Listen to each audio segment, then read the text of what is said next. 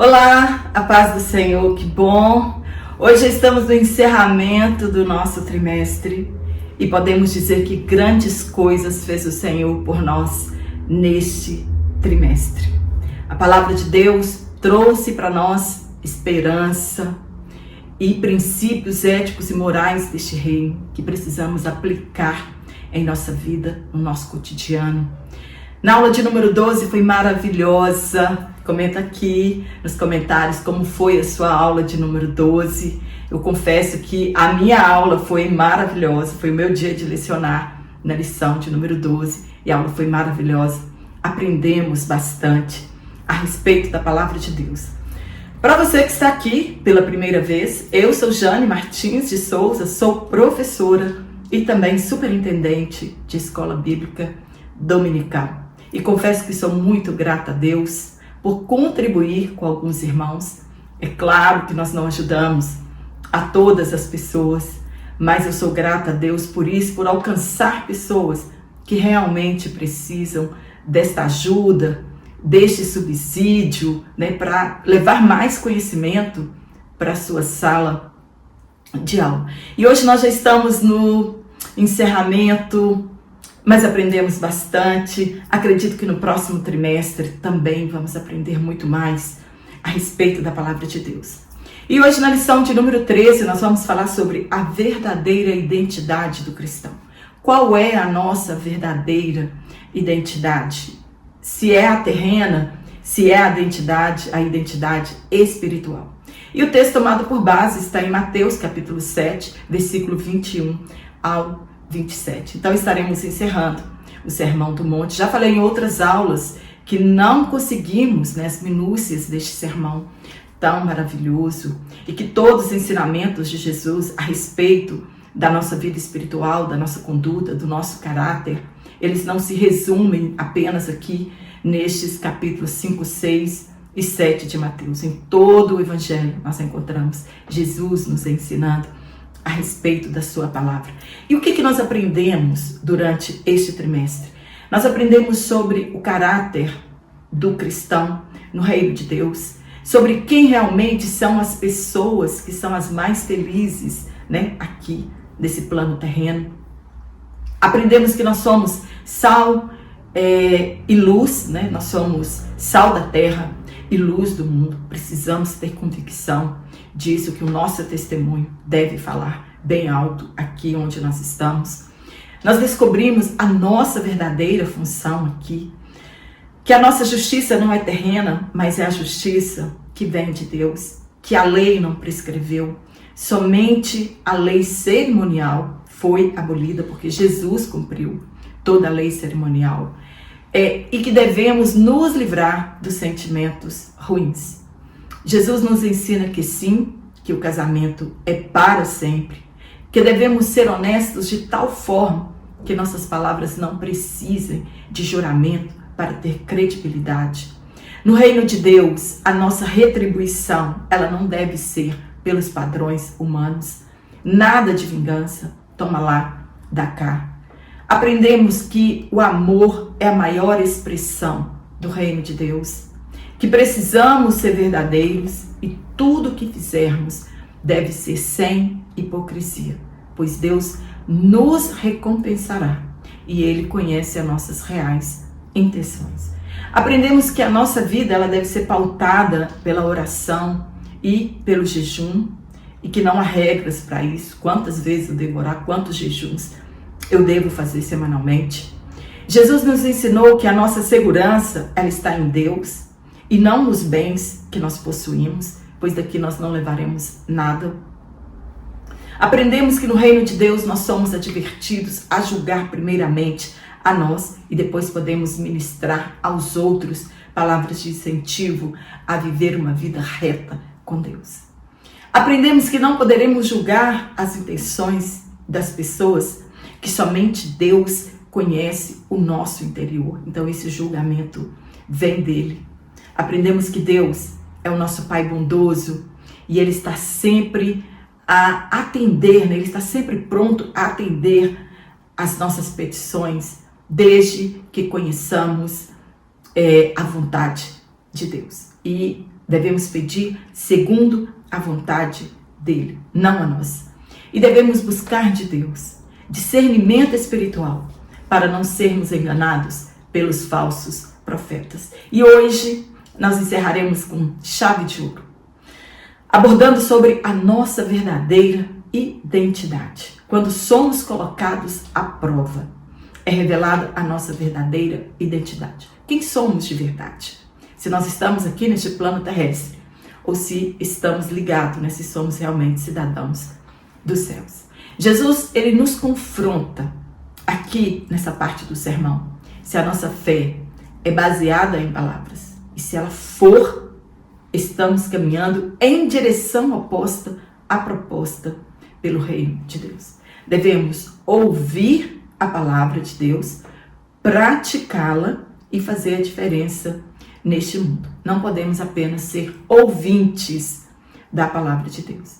A identidade do verdadeiro cristão é aquele que ouve e pratica a palavra de Deus.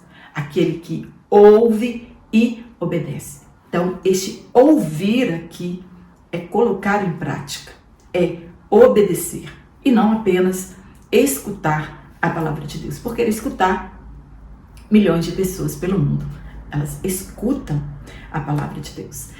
Então, no primeiro tópico, nós vamos falar sobre a condenação dos falsos seguidores de Jesus. Haverá um dia que é chamado Dia do Senhor, e todos aqueles que não são seguidores verdadeiros, eles serão julgados então. No primeiro ponto, uma fé só de palavras. É o que nós mais encontramos por aí. Do que adianta dizer que somos seguidores de Jesus, que ouvimos a lei de Deus, porém não a obedecemos? Não há vantagem nenhuma nisso, ouvir e não praticar. Que louvor há nisso? Se no dia do juízo não seremos reconhecidos por Jesus como súditos do seu reino, será a maior vergonha de muitos que se dizem cristãos, quando naquele dia não ser reconhecido por Jesus.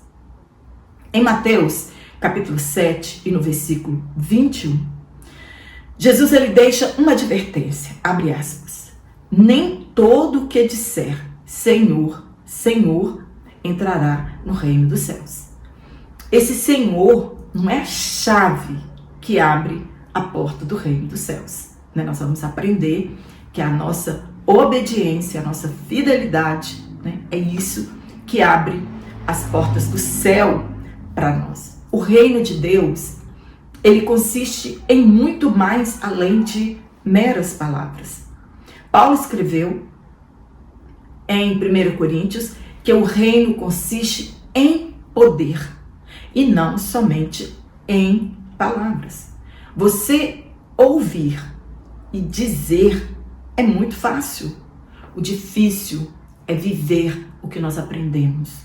É colocar em prática tudo aquilo que nós temos aprendido a respeito da palavra de Deus. O que Jesus está alertando aqui é que se deixarmos ser levados pelos falsos profetas, o caminho espaçoso que nós escolhemos nos levará à destruição final. O importante não é o que as pessoas dizem ou pensam de nós. O importante é o que Deus pensa ao nosso respeito. É isso que realmente importa. Você pode até viver uma vida de aparência, as pessoas dizerem coisas boas a nosso respeito, mas Deus não tem esse mesmo pensamento a nosso respeito. Então, há tempo de retroceder. Devemos fazer a vontade do Pai Celestial, pois isso é que contará no final de todas as coisas, quando chegar o dia em que seremos julgados. E este dia chegará. Por mais que muitas pessoas acreditam que ele está muito longe, este dia chegará. Então, todas as nossas obras, todo o nosso interior, ele será revelado. João nos ensina que o amor também, ele não deve ser somente de palavras, mas de prática, por obras. Não adianta você falar que ama sendo que as suas ações não demonstram, não revelam verdadeiramente o amor. Tiago, ele escreveu que a nossa fé, ela deve ser acompanhada de obras de caridade. Jesus não está rejeitando aqui a nossa confissão sincera e verdadeira, né? A gente pode falar assim, né? Isso é expresso também por intermédio das nossas palavras. Nós devemos fazer uma confissão de fé. Tudo que nós falamos, realmente nós estamos vivendo. E essa confissão de fé, ela é verdadeira quando ela resulta em transformação interior e não em meras palavras. Você dizer e você não ser. Você pode dizer, abre aspas, eu acredito que Jesus é o Senhor. Esse Senhor aqui é Kyrios, que é Senhor mesmo, de autoridade, de Criador. É a mais antiga confissão de fé. É dizer que Jesus é o Senhor. Porém, esta confissão, ela deve ser de coração, não somente de palavras. É uma confissão interior e uma confissão exterior. Então é prática, né? Fala e prática, vivência. Esta confissão de fé, ela é provada com nossas ações exteriores. Não adianta eu dizer que sou, sendo que as minhas ações exteriores não condizem com aquilo que eu estou dizendo. No ponto 2, os milagres não transformam o caráter. Milagre não salva, milagre não muda a nossa conduta, não muda a nossa postura. Infelizmente, muitas pessoas andam correndo atrás dos milagres, né? Vivendo diferente do que a palavra de Deus nos ensina. Então, em Mateus 7:22, os mentirosos, os não praticantes da palavra de Deus, eles irão reivindicar salvação em detrimento dos milagres operados aqui em nome de Jesus. Nós lemos do texto eles dizendo, Senhor, mas no seu nome nós operamos milagres, né, curas, ganhamos almas, evangelizamos, fomos para o ar livre. Jesus vai dizer, nunca vos conheci. Então, estas pessoas, lá no julgamento final, elas vão querer cobrar de Deus pelo que elas fizeram aqui, sendo que não tiveram uma vida íntegra com Deus. Nossa fé e obediência aos mandamentos de Deus não podem ser medidos por milagres ou por grandes ministérios de muitas pessoas. É o nosso fruto, que nós falamos na lição 12, que fala quem somos e de quem somos.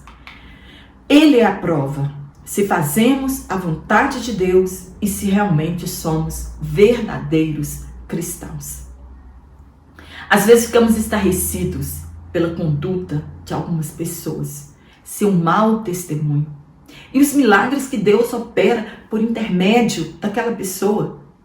Parece que Deus está aprovando tudo o que ela faz por causa dos milagres, né? Que são conversão de almas, grandes pregações. Isso não implica que Deus aprova as suas atitudes, ou porque tudo está dando certo na vida de uma pessoa, é sinal da aprovação de Deus. Nós não podemos olhar para os milagres, para os grandes ministérios. Nós temos que olhar para a conduta da pessoa, pelo fruto que ela produz.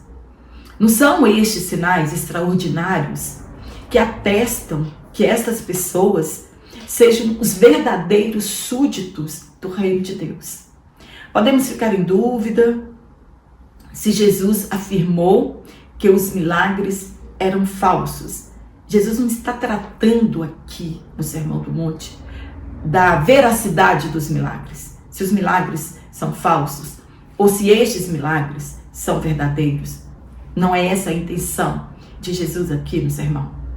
Os milagres que Jesus menciona podem não ser necessariamente falsos. É possível profetizar pela inspiração do Espírito Santo E mesmo assim, essa pessoa ser desobediente a Deus e estar perdido. Muitas pessoas resistem ao Espírito Santo. Nós temos como exemplo Saul. Ele já havia sido rejeitado por Deus. As suas obras eram más. E mesmo assim, quando ele foi em busca de Davi e de Samuel, ele andava perseguindo Davi para matá-lo, o Espírito de Deus se apoderou dele e ele profetizou. Mas as obras dele eram ruins. E temos de ter cuidado, porque muitos prodígios são feitos por influência maligna. E infelizmente tem enganado a muitos. Milagres não são provas cabais de um verdadeiro discípulo de Jesus. Nós podemos servir a Deus a nossa vida inteira e não operar um único milagre. Quando nós olhamos para a vida de João Batista não operou nenhum milagre. E foi o maior profeta, nascido de mulher que a terra conheceu. Não houve maior do que ele. Então, milagres não são provas cabais de que nós somos verdadeiros discípulos de Jesus. Sejamos cuidadosos com movimentos que dão ênfase apenas em milagres e maravilhas. E muitos andam de igreja em igreja atrás de milagres e não da palavra de Deus. E elas não cuidam, essas igrejas, elas não cuidam, não se preocupam com o desenvolvimento do caráter do cristão. Precisamos estar atentos a isso. Hoje, muitas megas igrejas, hoje nós temos megas igrejas, elas não pregam sobre o pecado, sobre o inferno, sobre o juízo, pois elas acreditam que este discurso afastará a maioria das pessoas e tem afastado, que apenas querem ouvir mensagens de vitórias, sucesso e prosperidade. É isso que muitas pessoas querem ouvir hoje nos cultos. No ponto 3, fazendo a vontade do Pai. Será que nós conhecemos a vontade de Deus e estamos fazendo a vontade de Deus? A resposta é: aquele que tem o Espírito Santo dentro de si, ele conhece a vontade de Deus. Ela é boa, perfeita e agradável. Jesus, no Sermão do Monte, ele dá verdadeiras características dos súditos deste rei, que começa na transformação do nosso interior, lá no capítulo 5, que é demonstrado com práticas exteriores. A palavra vontade é do grego telema, é fazer a vontade do Pai, é obedecer com determinação os seus preceitos, é uma escolha ativa. O que isso quer dizer? É uma decisão feita por nós, ou é uma escolha passiva, é uma escolha baseada no modelo de alguém. Então, é uma escolha feita por nós, é uma escolha baseada no modelo de alguém. E o nosso modelo é Cristo. Jesus Cristo é o nosso maior modelo. É nossa inspiração em fazer a vontade de Deus. No Getsemane, nós encontramos Jesus buscando a vontade de Deus. Ele sempre procurou agradar a Deus e veio para fazer a vontade do Pai. Quem quer fazer a vontade de Deus, a primeira atitude é fugir do pecado, orar buscando a Deus sabedoria para realizarmos a vontade do Pai. E somente o Espírito Santo pode operar em nossos corações. O salmista, ele pediu a Deus que o ensinasse a fazer a vontade de Deus. E é isso que nós precisamos buscar. A oração do Pai Nosso somente pode ser feita por aqueles que almejam fazer a vontade de Deus. No segundo tópico, nós vamos falar em quem nós estamos alicerçados. Onde a nossa fé está alicerçada. Eu vou deixar um banner aqui para quem quiser adquirir esse comentário em PDF único. Vou deixar como você entra em contato comigo para adquirir este comentário. Infelizmente, muitos depositam a sua confiança em líderes religiosos, cantores e pregadores. No ponto 1, o alicerce começa pelo ouvir. Ouvir o quê? A palavra de Deus. Entenderemos neste contexto como Jesus descreve o alicerce de uma construção espiritual. Nós estamos tratando aqui de uma construção espiritual que fazemos ao longo de nossa vida.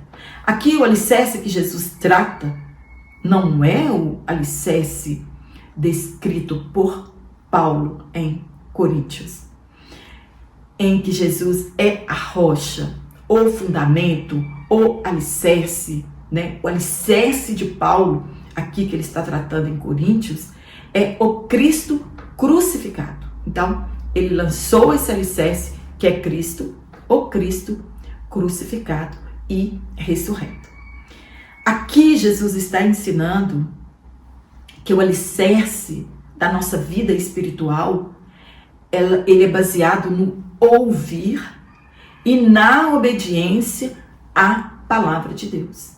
A obediência que comprova a fé verdadeira. O ouvir, ele redunda em ações exteriores, né? Esse ouvir aqui já expliquei, para colocar em prática. É isso que significa construir a casa na rocha.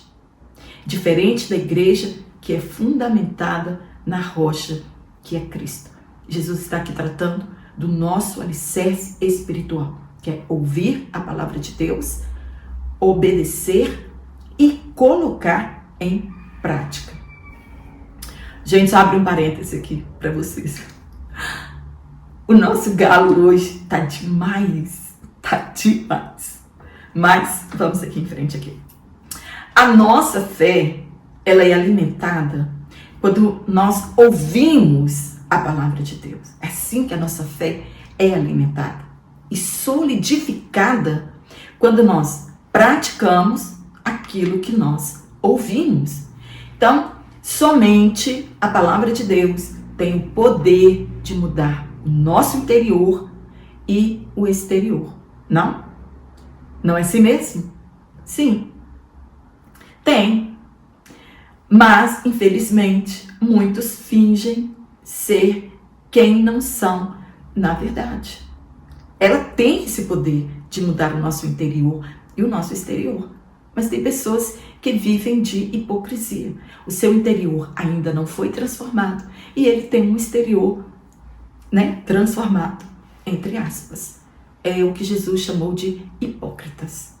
Porém, quando deixamos o Espírito Santo nos transformar pelo poder da palavra, que é Jesus, não palavras vazias de outras pessoas. Esse poder de nos transformar somente tem na palavra de Deus. Jesus, ele é o próprio Logos de Deus. E nós não somos transformados pelas palavras vazias de outras pessoas. Jesus, ele é o Logos de Deus. Ele é a própria palavra. E ele tomou posse destas palavras. Ele disse: se vocês obedecerem estas minhas palavras, porque as suas palavras são eternas, ela é espírito e vida. Somente Jesus tem palavras de vida eterna. Foi Pedro quem escreveu isso. Se queremos construir nossa casa espiritual, primeiro passo é ouvir e obedecer o que o engenheiro da eternidade tem a nos dizer e obedecer às suas ordens. Ele é o construtor desta casa espiritual e a rocha onde a igreja está alicerçada. Agora nós vamos para o ponto 2, mas eu quero tratar aqui junto com você já o ponto 2 e o ponto 3 para criar uma harmonia nesse texto e a gente entender melhor, tudo bem? Quão importante é o alicerce de uma construção? Devemos gastar bastante nele para termos uma casa bem fundamentada. E ela suportará então as intempéries da natureza. Se uma casa não foi bem alicerçada, a ruína é certa. Vão aparecer trincas, muitas casas caem por falta de um alicerce bem construído. Jesus ele ensina didaticamente e ele toma a figura de 2 homens, 2 construtores, de 2 casas, 2 alicerces, um prudente, do grego frônimos, que significa sábio, inteligente, que edifica na rocha. Essa rocha aqui, ela é Petra, que significa penhasco, cordilheira, solo rochoso e traz o aspecto metafórico de firmeza. Ouvir a palavra de Deus, né? A palavra de Jesus e obedecer, então ouvir e obedecer é construir a casa sobre a rocha. Estaremos estabilizados e quando vierem as adversidades, as tempestades, não seremos abalados. O outro construtor é o insensato, do grego moros, que também aparece aqui como adjetivo e significa ímpio, incrédulo. São os que não atentam para a palavra do Senhor e construiu a sua casa sobre a areia. Esse areia que é amnos, que significa areia, terra arenosa, areia movediça, que quer dizer fraco, sem estabilidade. A sua construção está fragilizada. Quando vem a tempestade, essa tempestade aqui é o julgamento. Ele não suporta, né? Essa construção não suporta e ela é arrastada pelas tempestades. Ele não ouviu nem obedeceu às palavras de Jesus. Todos 2 construtores construíram sua casa com bela aparência e fortes. Porém, quando veio a tempestade, uma delas caiu. As provações, elas vêm para todos. As dificuldades, a doença, a crise financeira, a crise matrimonial, com filhos. O que nos faz manter de pé é em quem estamos alicerçados ou no que estamos alicerçados. As provações vêm para todos. Então, tanto a casa construída sobre a rocha, tanto a casa construída sobre a areia, todas. Veio chuva, veio vento. Então, Jesus está dizendo aqui que as provações são para todos nós. O juízo virá para todos nós. Quando ouvimos a palavra e a obedecemos, as lutas vêm, mas nos mantemos de pé, porque a nossa fé, a nossa esperança, a nossa construção não está alicerçada nas coisas passageiras, nas coisas efêmeras. A nossa fé deve estar alicerçada, pois quando vier os reveses da vida, nós sabemos em quem nós temos crido. A nossa verdadeira fé em Cristo, ela não resistirá apenas os reveses da vida, mas também o juízo final. E seremos conhecidos do nosso Deus. Muitos falsos crentes, eles fracassam em tempo de teste. Os israelitas, eles queriam voltar para o Egito. Muitos cristãos abandonaram Paulo no calor das provações. Porém, devemos olhar para aqueles que resistiram em meio às provações. Nós temos muitos exemplos bíblicos, né? Pois a palavra de Deus e a obediência a ela era o alicerce de cada um deles e também deve ser o nosso alicerce. Nós temos como exemplo Abraão, Moisés, Josué, Davi. Se nós olharmos a galeria dos heróis da fé em Hebreus capítulo 11, nós vamos encontrar diversas pessoas que tinham a sua fé alicerçada em Deus, no ouvir a palavra e em obedecer, colocar em prática a palavra de Deus. E tantos outros que não desistiram da sua fé. E vindo a tempestade, as perseguições, os julgamentos, eles estavam alicerçados. Haverá uma tempestade que chegará e ela provará a nossa fé. A fé de todos serão provadas, tanto dos que obedecem quanto dos que não obedecem. Um dia chegará a tempestade na vida dessas pessoas. A casa, ela foi destruída quando o construtor mais precisava dela na tempestade. E não dava mais tempo de construir outra. Chegará o dia do juízo final, que não haverá desculpas, muito menos tempo de reconstruir nossa casa espiritual sobre a rocha.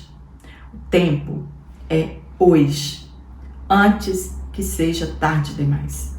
Sejamos sábios e prudentes e ouçamos a palavra de Deus e coloquemos em prática tudo o que temos ouvido, visto e aprendido da parte de Deus. O insensato, ele ouve e despreza o ensino de Cristo, não colocando em prática. A pergunta é: qual dos construtores você é? Que tipo de construção você está escolhendo para a sua jornada? Em qual alicerce você está construindo a sua vida espiritual? No último tópico, nós vamos falar sobre Jesus, a nossa verdadeira identidade. Mas só quero trazer aqui, que está nos nossos subsídios da lição, que na Palestina, quando chegam, as chuvas, ou chegavam as chuvas de inverno, os leitos dos rios transbordam, tanto no inverno quanto na primavera. Então surgem várias inundações e aqueles que não construíram as suas casas em segurança certamente ficarão desabrigados. E aqui no Brasil também não é diferente. Então vamos para o nosso último tópico: Jesus, a nossa verdadeira identidade. No primeiro ponto, Jesus, nosso maior pregador. Jesus é o nosso modelo para todas as áreas da nossa vida, É para ele que nós precisamos olhar. Muitos, independentemente do seu credo religioso, ele prega ou ensina sobre o Sermão do Monte. Tem pessoas que nem são cristãs, que sabem muito mais a respeito do sermão sobre muitos crentes por aí. Para eles, Jesus é um ser iluminado. Esse iluminado em matéria de religião, ele é um visionário, um grande mestre que não pregava dogmas. Quando nós vamos para o dicionário, dogma é um termo de origem grega que significa literalmente o que se pensa é verdade. Na antiguidade, esse termo ele estava ligado ao que parecia ser uma crença ou uma convicção, um pensamento firme ou uma doutrina. Posteriormente, passou a ter um fundamento religioso em que se caracteriza cada um dos pontos fundamentais e indiscutíveis de uma crença religiosa. Então hoje, dogma é um ponto indiscutível da religião. Se você quiser ficar dentro daquela igreja, você não pode discutir aquilo que eles acreditam por ser um dogma. São pontos questionáveis, uma verdade absoluta que deve ser ensinada com autoridade. Mas apenas, eles acreditavam que Jesus apenas ensinava o amor, as boas virtudes, a moral, Afinal de contas, ele era o iluminado. Mas o discurso de Jesus e seus ensinamentos, eles vão muito além do Sermão do Monte. As doutrinas de Jesus, elas não se resumem aqui no Sermão do Monte. Os evangelhos apresentam Jesus como um pregador, não apenas como Jesus de Nazaré, como muitos acreditam, mas chamando os pecadores ao arrependimento e para nascer de novo, a fim de entrar no reino do céu. Este apresentado por Jesus no Sermão do Monte, né? Para eles ali, Jesus era somente o homem de Nazaré. Mas, na verdade, ele veio trazer todos ao arrependimento. O Sermão do Monte nos apresenta Jesus não apenas como um mestre, um rabino. Esta era a visão da maioria naquele tempo. Eles tinham Jesus como um rabino, mas apresenta Jesus como o Filho de Deus, que nos trouxe a salvação e a Ele nós devemos imitar. No ponto 2, a autoridade do ensino de Cristo. Jesus, ele diz que as palavras são dele, posse, as palavras são dele. Ele não buscou inspiração em ninguém ou copiou palavras de um outro rabino, mas era dele todas aquelas palavras. E o povo se admirava da sua autoridade.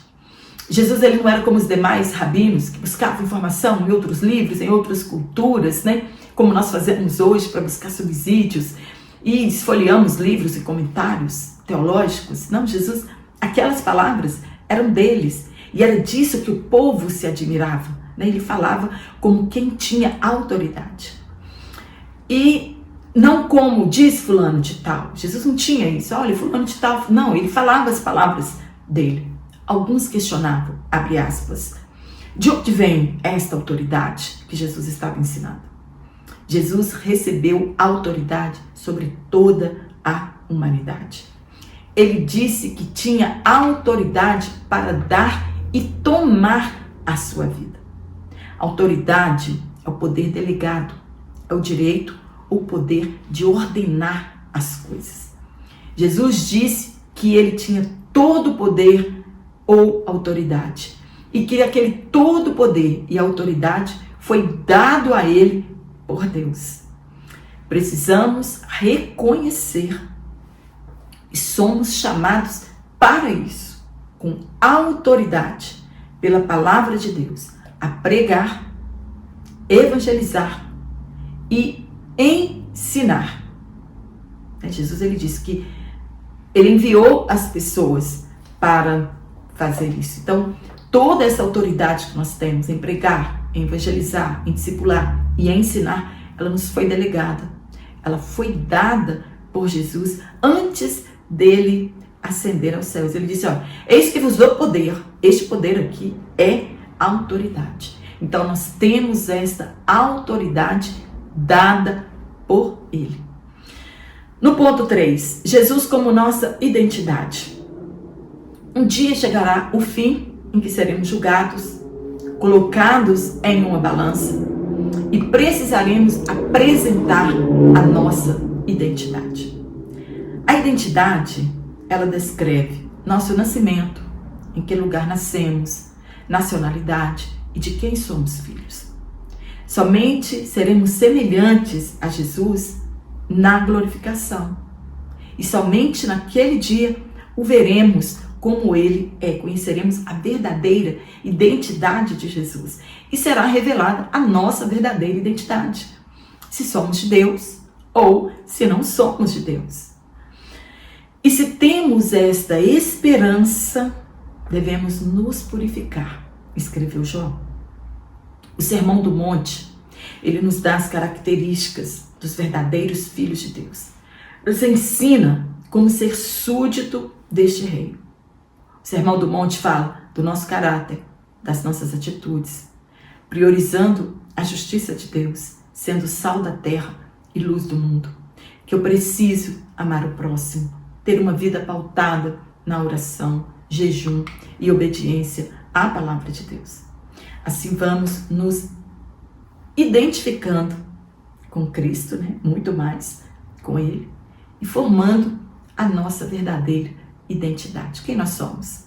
Cidadãos celestiais ou cidadãos terrenos? Nós temos dupla cidadania, mas na hora de apresentar a identidade, nós devemos apresentar a nossa identidade espiritual.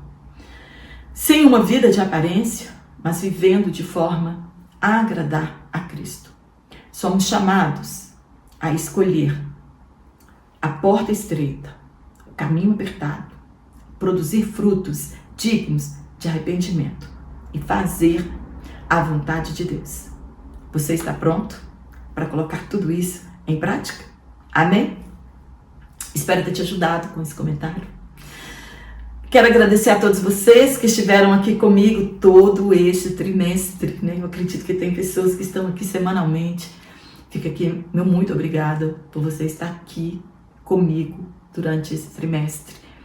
Que Deus, na pessoa de Jesus Cristo, continue abençoando você, seu ministério de ensino, sua chamada. Não desista, não é fácil essa chamada do ensino, mas eu acredito que o Espírito Santo tem abençoado a sua vida, tem dado graça a você. Então, muito obrigada pelo carinho, pelos comentários, você que tem compartilhado as minhas aulas, você que se inscreveu no meu canal, você que tem divulgado o meu canal, né? Fazendo com que o YouTube sugira meus vídeos para outras pessoas. Fica aqui o meu muito obrigada pelo carinho, pelas sugestões, pelas dicas. E eu quero mandar um abraço para as pessoas que me pediram. Irmã Jane, manda um abraço, lembra de nós. Então eu quero mandar um abraço para nossa irmã Maria Lúcia dos Reis, em Jerônimo Monteiro. Para Denise Moreira, em Cachoeiro do Itapemirim. Para Valdelice Vilela, em Birigui, São Paulo. Para Sueli Almeida e seu esposo, pastor Paulo, em Alvorada, Vila Velha, Espírito Santo. Muito obrigada pelo carinho de todos, um forte abraço a todos vocês. Encerramento de trimestre, espero que você tenha um excelente encerramento de trimestre, né? Que Deus continue nos abençoando. E se for da vontade de Deus, estaremos aqui no próximo trimestre. Mas se não nos encontrarmos aqui, nos encontraremos um dia na glória, juntamente com o nosso Pai. Um forte abraço a todos vocês.